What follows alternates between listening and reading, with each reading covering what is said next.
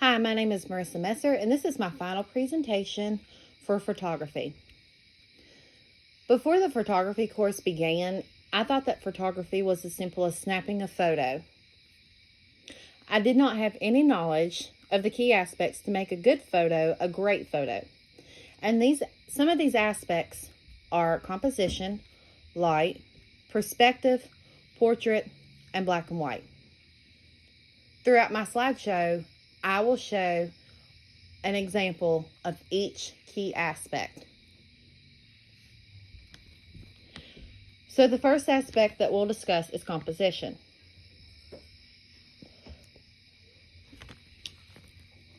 In my photo, I demonstrated using a road sign.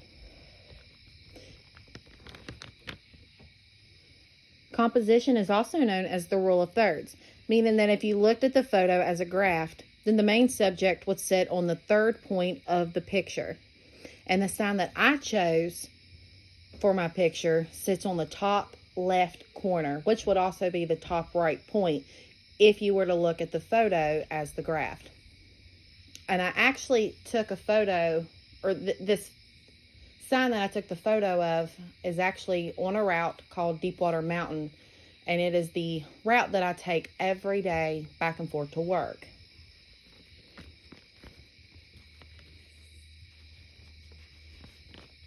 The next subject I'll talk about is light.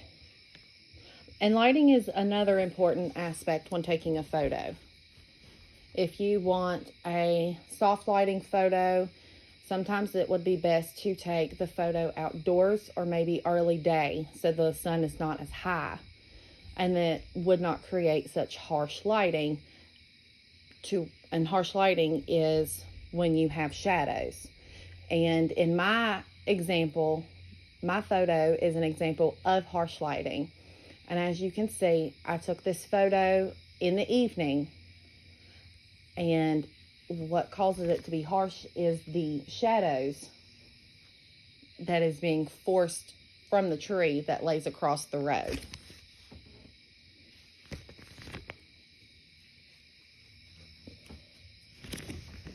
The next aspect is perspective. And perspective is important. When capturing the moment in time, the photographer should choose what point of view they would like the viewer to see. And my photo is an example of a one-point perspective.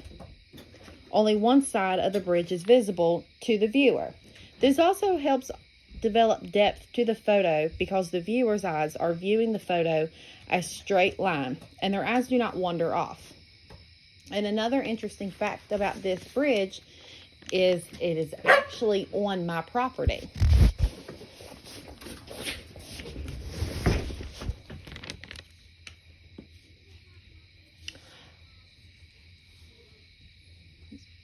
So the fourth aspect that I'll speak about is portraits.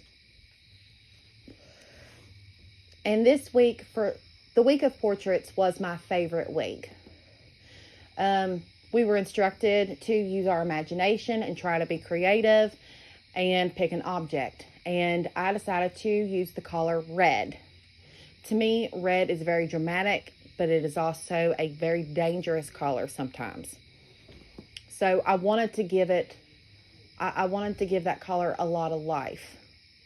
So I had my sister be my model for the photos, and I thought that what I had shot came out beautifully. I was super impressed with how the pictures of my heels sitting on the old bench turned out.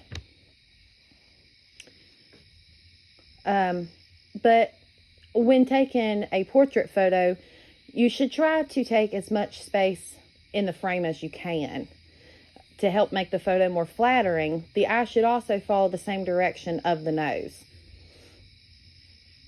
I also wanted to make sure that my lighting was not hard. I wanted to make sure that I had soft lighting, so there was no harsh shadows that fell across her face. But the last aspect that I will talk about is black and white photos. Black and white photos are flattering and add a beautiful dramatic effect. Black and white photos are also designed to reduce the amount of distractions so that the viewer's eyes do not wander. And in my photo, I used my mother's dog named Diamond, who is a Great Dane. And to help add more focus to Diamond, I blurred out the background so that way there was no added extra noise. The only thing that was in focus was her. But to conclude my presentation, I need to add that photography, again, is moments captured in time. And I'm very happy and grateful that I was given the chance to participate in the photography course. I've learned many things that I did not know, and I happily know them now.